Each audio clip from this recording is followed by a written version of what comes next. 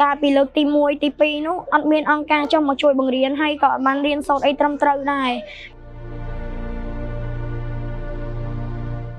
ខ្ញុំមកនេះខ្ញុំមកបានជាលើកទី3ហើយខ្ញុំមកអត់សូវមានអ្នកស្គាល់នៅទីនេះទេហើយក៏អត់បានរៀនសូត្រអីត្រឹមត្រូវដែរទៅវិញពេលទៅសេអសអីរៀងញ័រដៃ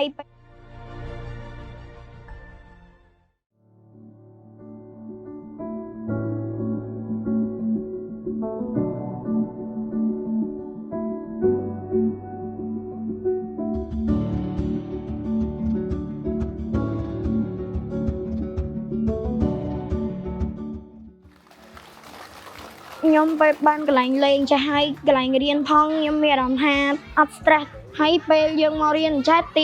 ទីធ្លារៀងទុចបន្តិចមែនក៏ប៉ុន្តែគាត់បានរៀបកន្លែងអង្គុយឲ្យយើងហើយ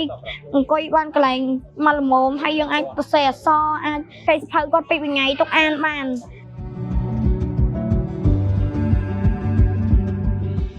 កុមារនៅទីនេះពេលគាត់បានលេងគាត់សប្បាយចិត្តខ្លាំងដោយសារធ្លាប់ពីមុនមកពីរដងនោះអត់សូវបានរៀនបានលេងទេបើនៅនេះគាត់បានរៀនអក្សរបានលេងច្រើន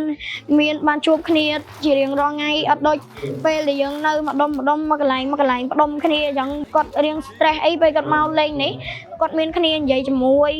គាត់បានឡើងលេងបានឡើងបង្ហាញពីសមត្ថភាពខ្លួនឯងក្រុមអង្គការគាត់យកចិត្តទុកដាក់នឹងគាត់នាំយើងលេងនាំច្រៀងចម្រៀងជាតិនិងនាំលេងសប្បាយជាច្រើន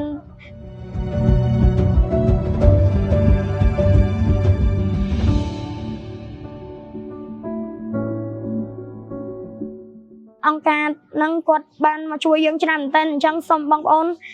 អាចជួយជាថវិកាជួយសម្រាប់ឲ្យគាត់យកមកទិញសម្ភារៈសម្រាប់ឲ្យពួកខ្ញុំជាជនភៀសសឹកនឹងបានរៀនបន្តទៀតសូមអរគុណ